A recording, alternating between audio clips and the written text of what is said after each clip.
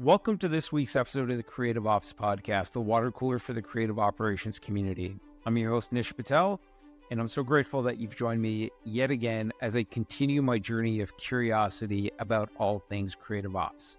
You may recall from the intro episode that I promised that in addition to hearing from creative operations leaders, we're going to be pulling others into the conversation. In upcoming episodes, you might be hearing from chief marketing officers, AI and data nerds, creative technologists, and even CEOs. And we're going to start that with today's episode. Today, you're going to be hearing from Michelle Vincent, the Chief Executive Officer of Mofilm. I'm a huge fan of Michelle and the work her agency does because it's deeply rooted in something that I'm passionate about: storytelling. I think it's something that's actually been forgotten in the increasingly algorithmic-driven world of marketing and creative, but something that I think is coming back to the forefront as the age of AI unfolds. We're actually going to get into how this agency is using AI and reinforcing their core principle of creator in the middle. I love that term. It's a bit of a play on that term we've all been hearing about of human in the loop. So keep in mind creator in the middle as we go through this episode. Michelle's going to share some of their early experiences using AI and share some of the good and the not yet good enough. Like with every episode, we're going to start off with her answer to the question, what is your definition of creative operations? I've asked a lot of people that question. Michelle gave me a bit of a unique answer, but I think it's an answer that's worth your time and attention, whether you're on the agency side or operating within a brand. And remember, at the end of the episode, I'm going to share a couple of thoughts that stuck with me in the days since I had this conversation with Michelle. So sit back and get ready to be immersed in the stories that come from Michelle's hands-on experience. Welcome to the show. It's great to have you on today. Thank you so much for having me, Nish. Happy to be here. The one question I start every episode with, what's your definition of creative operations? Because hearing from people what their definition is, hopefully there's a little bit more clarity that comes out of feedback from individuals such as yourselves and others. The person or team members that I spend the most time with squarely sit in the role of helping us shape and execute our creative operations priorities. As far as a definition is concerned, I could certainly simplify it and talk about how it is a focus on driving the efficacy and cost efficiency of our ability at Mofilm to make creative assets and objects for our clients. But what that looks like and what we focus on to do that really changes from one year to the next, sometimes at a 6-month clip, but the way that everything's evolving, it could be a focus on processes, systems, technologies. What can we do to streamline and make sure that we do not compromise quality? Because the quality of what we do is really the only thing we have to hang our hat on, but also make sure that we are doing it as quickly as possible with the right execution and polish and all of the things to make our clients happy. So just picking up on a couple of things there, at Mofilm, which is an agency, is creative operations, is it a role, is it a department, or is it sort of part of the agency's DNA and it's everybody's job? There is no specific role that has that title per se. Ultimately, what every single individual in Mofilm has to do as an agency, it all comes back to creative operations. We all have to be so focused on the different things that we can do to move better, faster, stronger, cheaper. It's just the nature of this industry. It's highly competitive, and those that evolve and get it better one year after the next are the ones that are going to continue to survive in this industry. So yeah, we're all tasked with it, but I'd argue at the leadership team, we spend more time thinking about it and identifying what priorities we have to focus on and what budgeting-wise makes sense for us from one year to the next. I often find with agencies, it's really part of their, I don't know if DNA is the right way to think about it, or maybe part of their operating system, because it directly ties to your business model of, are we able to deliver what clients need in terms of high impact content and do it cost effectively so that it makes sense for the client's budget. And as an agency, you're still able to generate a profit. And that's in stark contrast to what I see with a lot of in-house teams, where creative operations tends to be this team that's still tasked with trying to do more, trying to do it on time, try to do it on budget, but it feels like it's not really part of the company's core operating system, unlike how it sounds like it's at Mofilm. 100%. The margin game is real in the agency world. And if you want to run a profitable business operation, you constantly have to look for those efficiencies that can drive cost savings, not only for ourselves, but also that we can pass back to our clients, which makes us more competitive. So yeah, it has to be at the center of everything that we do. You use the words like quality and impact, and that is something that I think is going to become more prevalent and, quite frankly, more of a requirement for creative ops teams to pay attention to. And I'm seeing it most in agencies right now, like Mofilm, but we'll put a pin in that and come back to that a little bit later. You and I are going to be at the Henry Stewart Conference in November. We're going to be on a panel that I've had the privilege of facilitating, and you're going to be one of the panelists along with a couple of other individuals. I'm really excited about that because I think AI, which has been around for decades, but really hit everyone's radar in terms of getting consumerized, if I could use that word, last November when ChatGPT showed up. And since then, everybody has been talking about like how AI is going to change everything. And it feels like we went through this massive hype cycle where everyone's like, oh, it's going to happen now. It's going to happen overnight. And now we've sort of come down a little bit from that. But I think what I'm excited about right now is that I'm seeing a lot of organizations actively trying these AI tools and starting to think through, how's this going to change the way we work? How's it going to change our business models, and how might it change job definitions and even org chart structures and things like that? So I'd like to talk a bit about AI and Mofilm's experience with it and yours individually. Maybe we could start with Mofilm, which is a creative agency. My experience has been a lot of creatives have been dismissive about AI.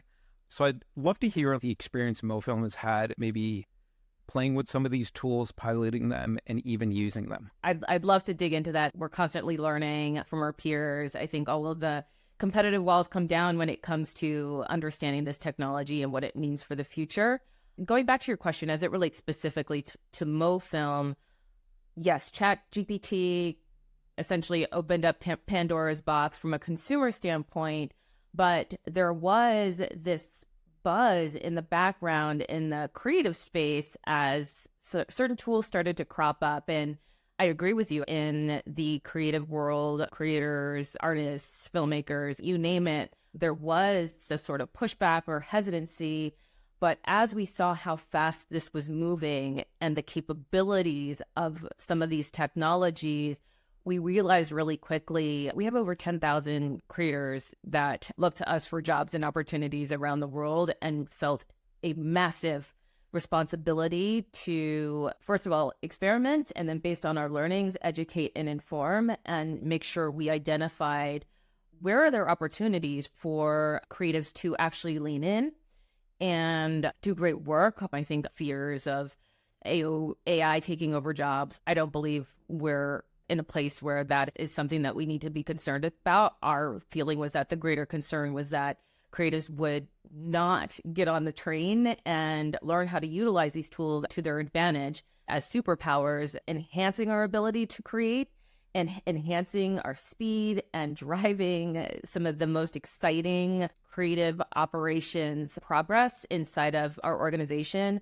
And we wanted to take our creators with us. We were using a lot of different tools. There are three that really come to mind. Midjourney was one that felt just so easy for us to play with, right? You set up an account, you start throwing in some prompts, and our global executive creative director really just started playing around with this surrounding certain projects to see, could we use this as sort of a jumping off point for storyboarding and concepting to spark inspiration, not even utilizing the assets in the final outcome, but to think about different scenes and just spark some inspiration. And fast forward, we also were able to explore, well, we do use the assets. What does this mean in terms of IP and the legality of being able to utilize it in a commercial sense. So that's been an interesting sort of legal exploration and discussion with some of our clients that have been a little bit more forward thinking in this space. We've used tools like Runway when we were filming a live podcast during the Cannes Lions event in the south of France. And you've got wind, you've got all of the elements from outside, and you need to try to create a beautiful, seamless clip of footage for the final cut. When you take a tool that can literally erase branding that was accidentally not pulled off of a set, or create a fix for an image that once it is done, that fix actually stays and moves along with the person or object that is in a film. I mean, that has blown our minds and is something incredible that post-production companies and filmmakers can definitely use to their advantage. That doesn't take away their jobs, but actually just allows them to move faster and stronger.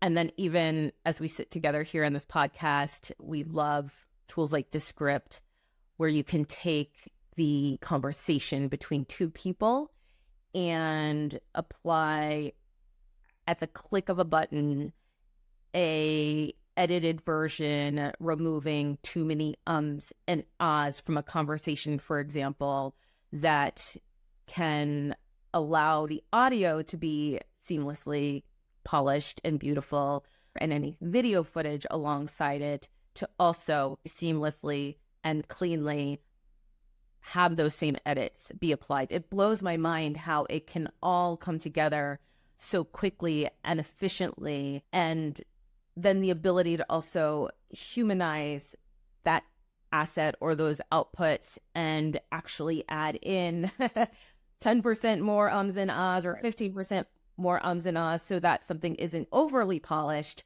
to me is also really important, because we're not necessarily trying to get to a place where we all just look like robotic versions of ourselves, but there is a way somewhere in between we can still get a very natural and organic outcome with the editing that we need to be ready for prime time or be ready for commercial use. So those are just some examples of some tools that we love and felt it was important that the creators out there felt more comfortable playing around with those tools.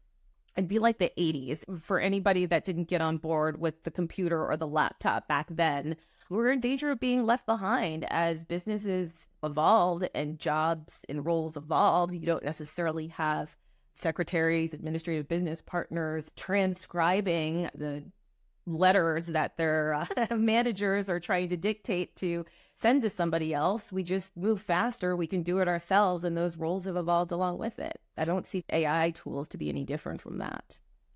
I love that perspective, and I agree with you. Like, AI's here, so even if we don't like it as individuals or organizations or as a society, we can't ignore it. We have to deal with it. There's no putting the genie back in the bottle. What I love about the examples you're highlighting is that it sort of counteracts what I've been seeing a lot as I'm talking to organizations of all different shapes and stripes about AI. And there's this growing fear narrative around AI is going to take away our jobs and displace humans. But the way that Mofilm is using it, which I see in a few other agencies, like, that's the way we should be thinking about AI.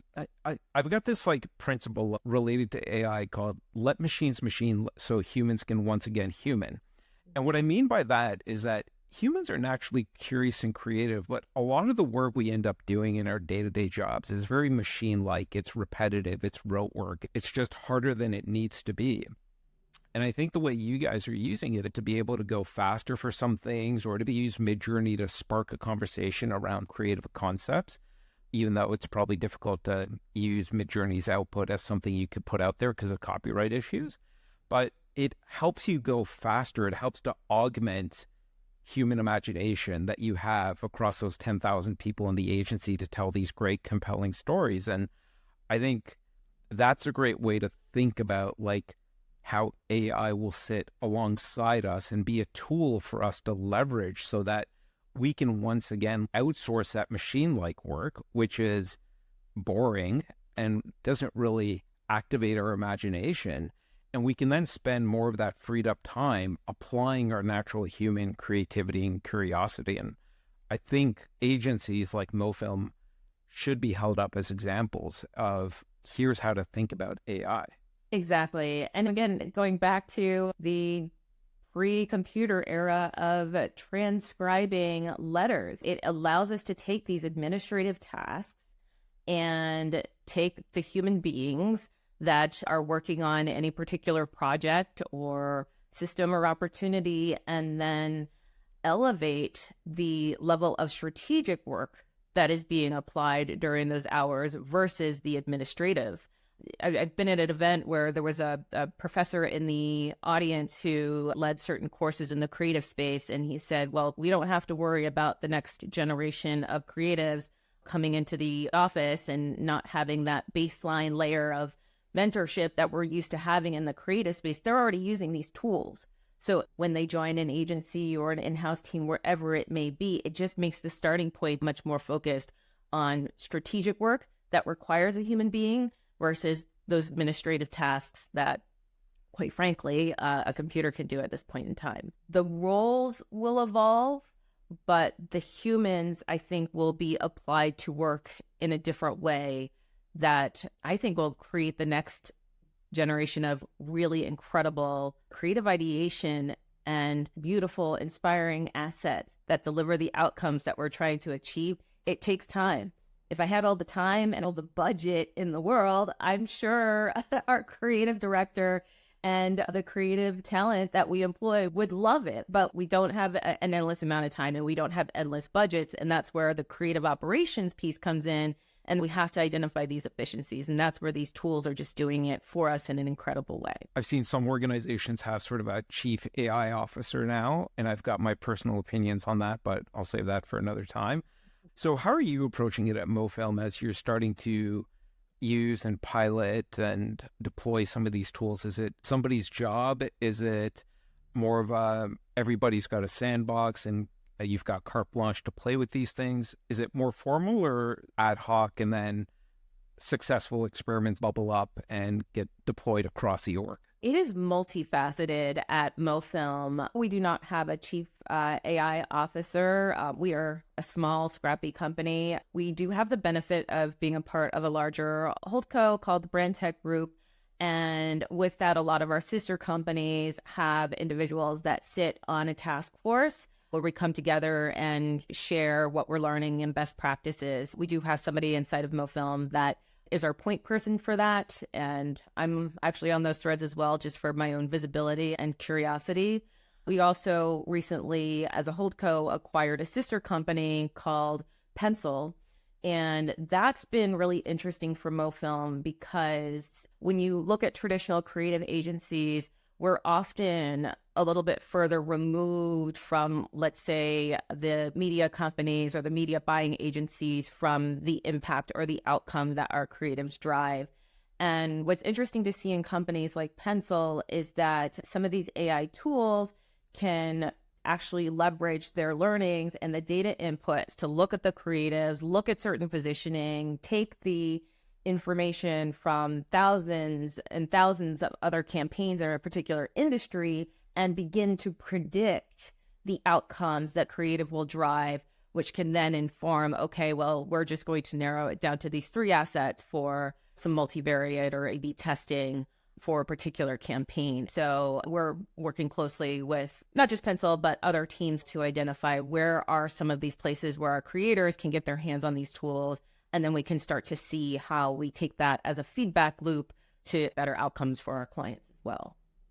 That's a great jumping off point to talk a bit about what I think might be one of the near-term risks with AI as we apply to creative work. A lot of these AI tools seem rooted in doing what we currently do, but doing it at a much larger scale and doing it much faster. So let's just produce more stuff and do it almost instantaneously.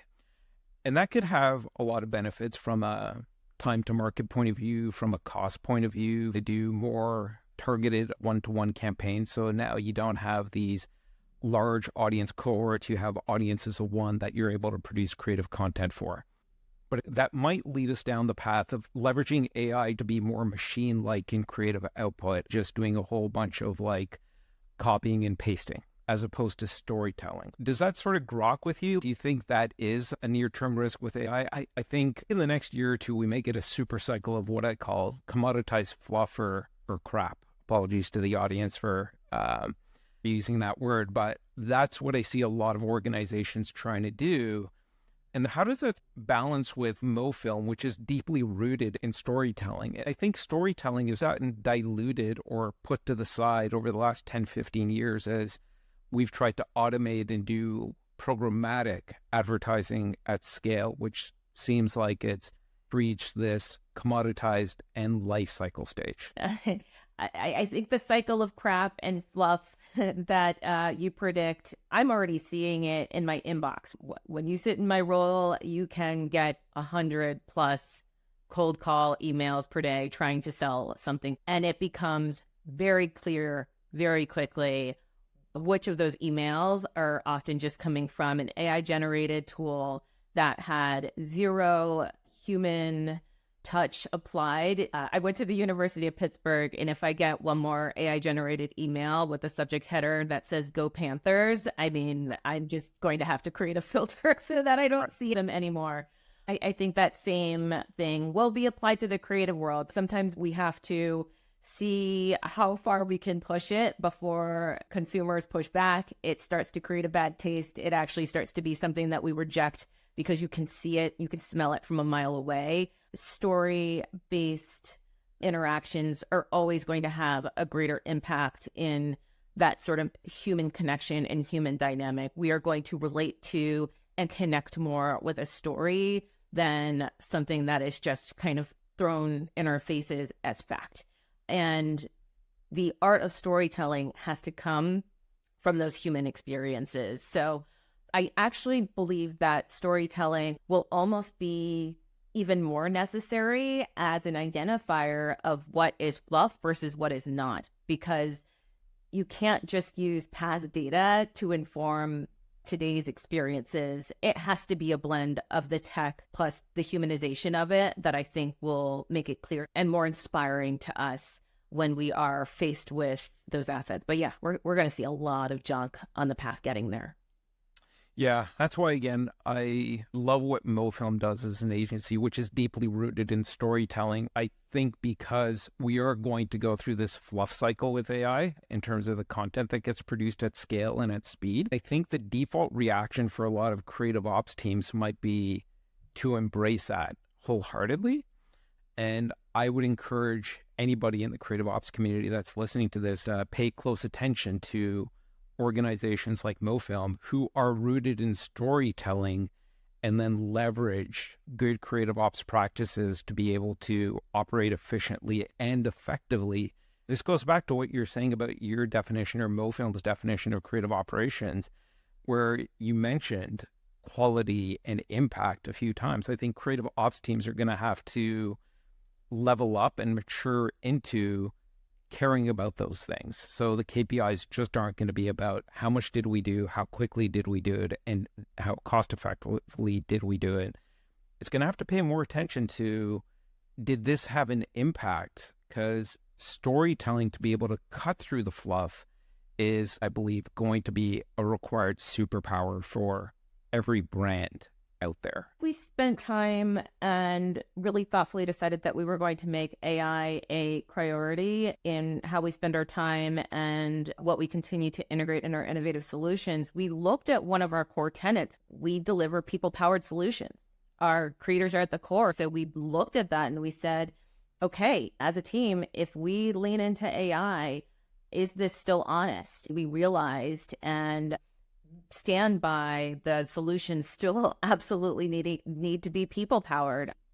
It is at the core what connects us as human beings and how brands will connect to the next generation of consumers that they want to build relationships with. It will become even more important and something that I think will be better at recognizing when that human touch is applied. Creators are at the core of what you do. And again, that's sort of a counterbalance to these terms we hear, data-driven. It sounds like data is something you use as a tool, just like AI, but it's not the engine. Creativity, storytelling, and the people who shape those stories are the engine for Mofilm. I love that perspective. How are your clients reacting to your use of AI? Are they active participants in how AI is being used, or is it sort of invisible to them? The answer to that has evolved from one project to the next.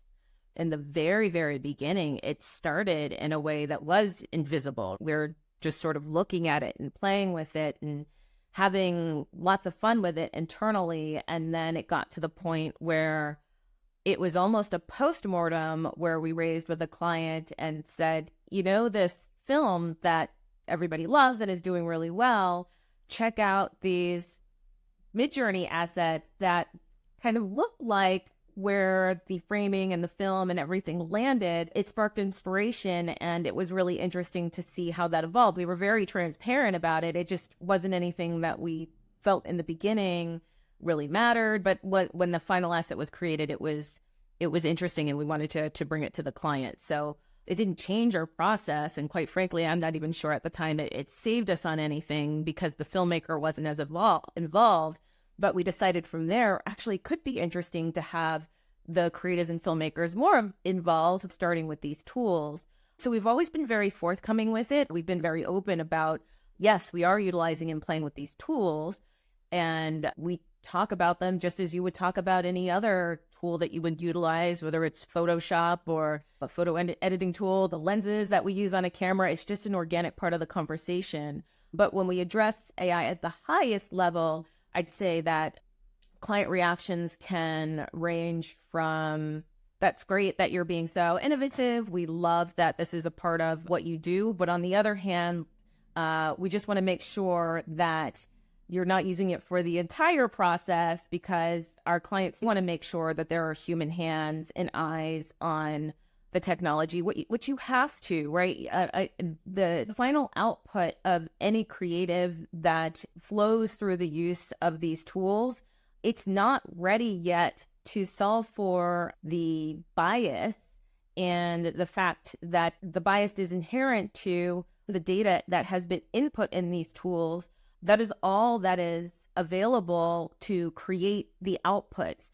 And so until the learning models are completely comprehensive, you have to have humans with eyes and ears and hands on everything to gut check, to iterate, to continue to make it better. And I think that's the concern, which is why we also go back to the people-powered process and solutions, because it's really important that it's 1 + 1 = 3, that it's not just one tool and done. That's such an important point. These models are trained on data, which is really a representation of either a slice of the world or the way the world was or has been or is.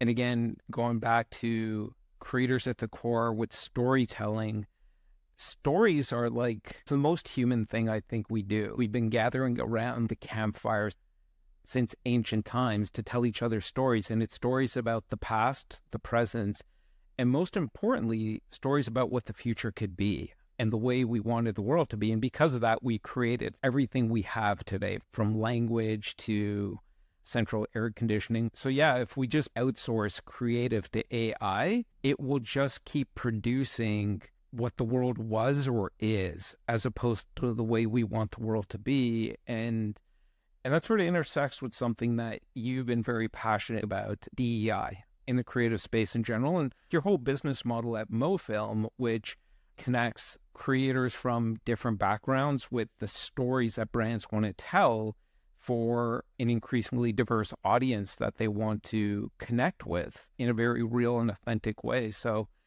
as you think about AI becoming more a part of the creative process and understanding, as you pointed out, that there is a risk with these models being trained on data that looks like the world we don't want to have anymore. How do you think about navigating that in terms of how you're using the tools or some of the things that you're just on the lookout for? I'm very passionate about this topic, and it's such an important one.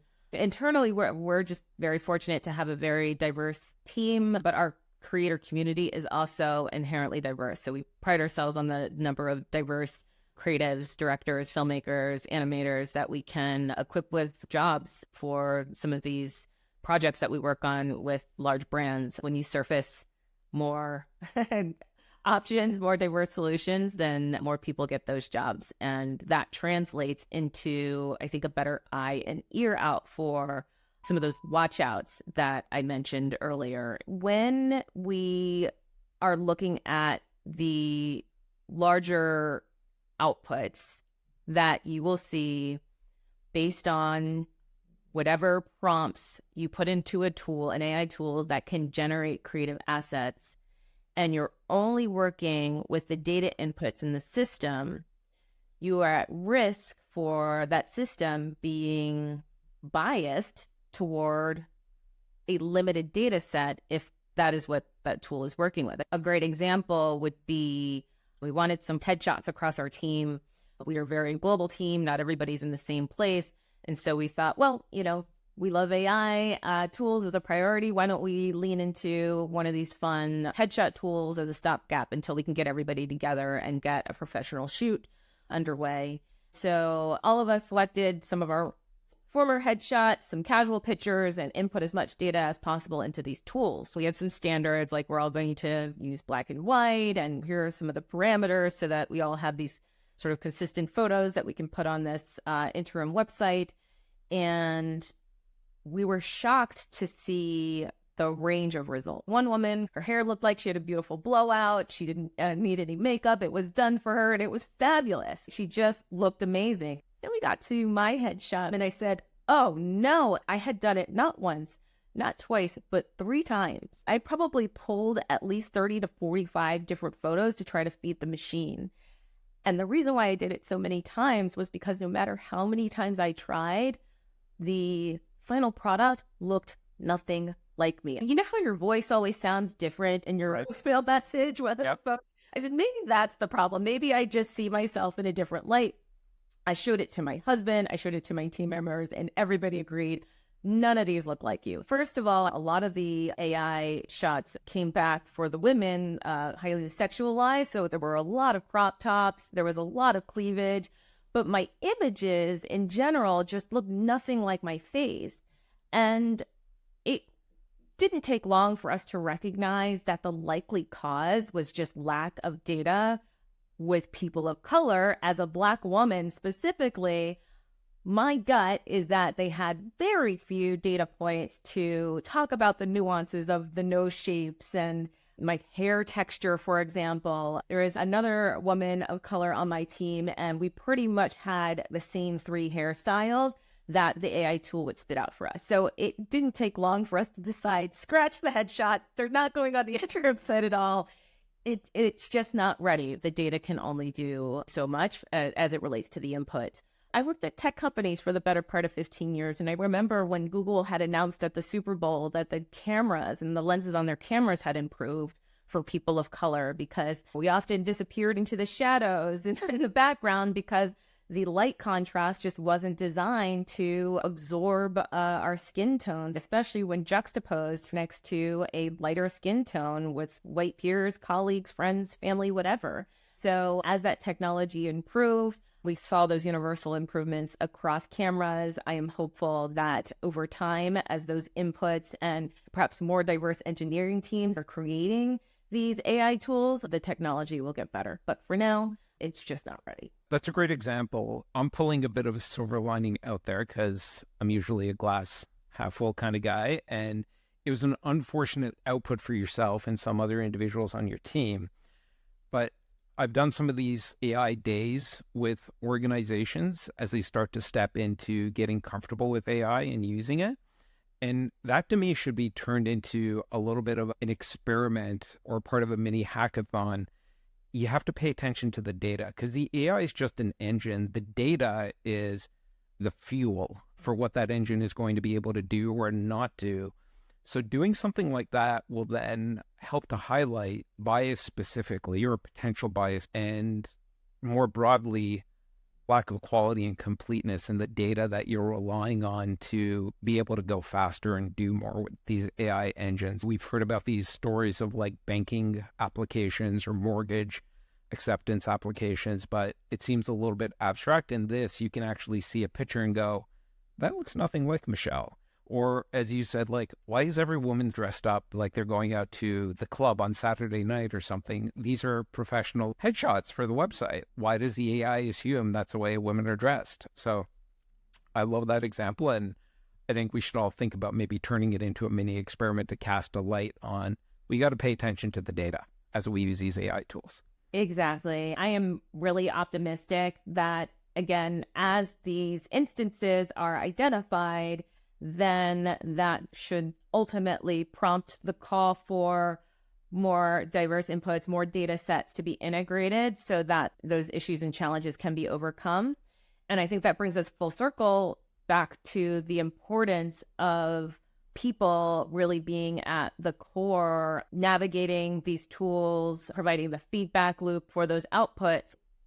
You don't have to look that far back to find brands who I will not name who have had some pretty embarrassing moments from a commercial perspective simply because they did not have diverse enough talent crews to raise their hands and say, that probably is not going to land well with certain audiences. That positioning, that particular joke, maybe not so is good for somebody in my community, right? So when you have these diverse perspectives, that can be that filter, of course, in a psychologically safe environment, which is a whole other conversation to make people comfortable speaking up so that we can do better and we can improve our tools and the final outputs that we're delivering. We will still continue to need people at the core. I think these tools will be the best assistants, the best sidekicks that we could possibly have to do the best that we can do and maybe relax a little bit more in this world where we work so hard and put a lot of hours in our day-to-day. Well, I think that's a great place for us to start to wrap up. I love this conversation and the insight and the wisdom that you shared through your own learned experience of using AI. The things that are sticking out for me, like immediately, are creatives at the core. Storytelling is still the mission, and that's going to become more important as these AI tools get adopted and used, because we're going to have that super cycle of fluff. And storytelling is once again going to be the most important thing, to be able to break through the noise and really connect with the audience in a real and authentic way. I think we have, or we're about to reach the end of that commoditized era that we've been in for the last 10, 15 years, where we're all just like pushing buttons to try and connect with the audiences. So one final question for you. We've all learned so much from you today. I would love to get your opinion on who's the one individual you would love to hear from on the podcast in a future episode that you think is got some interesting, valuable perspectives when it comes to creative operations and all the things that creative ops leaders need to be thinking about and responsible for. So this is really hard. I'll have to say, I actually turn to Shelley Palmer a lot for inspiration, and just, he seems to have his finger on the pulse of all things AI, not just in creative, but really across the landscape, and has also had some interesting perspective on the dilemma around legality and copyright. So I'd love to see him dig into creative operations and really be challenged with some of the great questions that you posed to me here. There are so many in the community that I would love to hear from, but I think given his depth of expertise, he'd be at the top of my list for now. All right. Well, Shelley Palmer, we will see if we can make that happen on a future episode. Michelle, again, thank you so much. It's been a great conversation. I've learned so much, and I'm interested to keep talking to you and hearing your evolving perspectives on creative ops and AI and DEI and everything else related to that. Likewise, Nish. I love these conversations and can't wait to keep it going. So it's another episode in the bag. I hope you found it as valuable as I since this conversation. I've been thinking about a few things. I want to share one or two of them with you now. One is just their approach to AI that Michelle and her agency is taking. It's very open, transparent, and it's rooted in experimentation. I think that's the key thing, experimentation. I've been meeting with lots of marketing and creative teams and creative ops teams and even executive teams over the last year, as everybody has sort of been up against what seems like a barrier for most organizations of AI is going to change everything. And they're like, where do I start? Whose job is this? And I think Michelle and what Mofilm are doing is the right approach, adopting more of a culture of experimentation and just doing it openly and transparently and talking about how current AI capabilities can help them today, what's working, what's not working, sharing those learnings with each other, talking about how it's affecting their current work, their current processes. So I think they're already getting value against the type of work they currently do and the way they currently work. And I think that culture of experimentation will then naturally lead to them discovering new types of work that they can do or new ways in which they can work. That's usually the way it works. You're going to start experimenting with these things, applying it to your current reality, see what works, what doesn't work.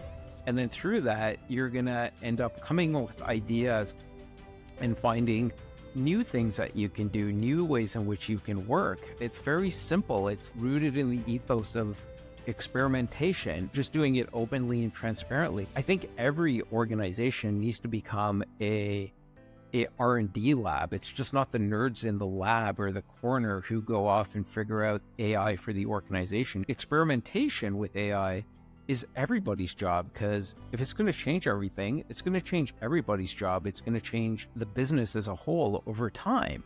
I've been thinking a lot about that and how do we embed more of a culture of experimentation in all our teams and organizations. The other thing I've been thinking about is their whole ethos of creator in the middle. It actually sparked this thought for me. We're all talking about AI and algorithms and machine-driven this and that. And all of a sudden, this image of us sitting around the campfire way back when we're dressed in loincloths and like hunting with spears, and we told each other stories about what the future could be. And I think that's where the distinction is between AI and humans. And Michelle and her agency get it by talking about creator in the middle, is that I think AI is going to be good at scaling the stories we already know, the creative we already have, about remixing that. So AI is going to be really good at scale, at speed, and repeating the stories that we've already created. But it's always the humans that create the stories of what the future could be. And I'm excited about that. I'm excited about how Michelle and her agency are using AI to accelerate what they're already doing, to go faster, to do more. But really, the creators are still in the middle of creating those new stories that are going to pierce through the noise and connect with people. So that's still like sort of a half-baked thought of mine, but I think what I'm walking away with is that stories are the original algorithm, and we are the storytellers about what the future could be. Anyways, I'm going to stop there. I love today's discussion with Michelle. How about you? If you've got a question, an opinion about something Michelle shared, then drop me a line at nish@creativeops.fm. I hope you found this episode valuable. I hope you're going to continue to join me on my journey of curiosity about all things creative ops. Thanks so much.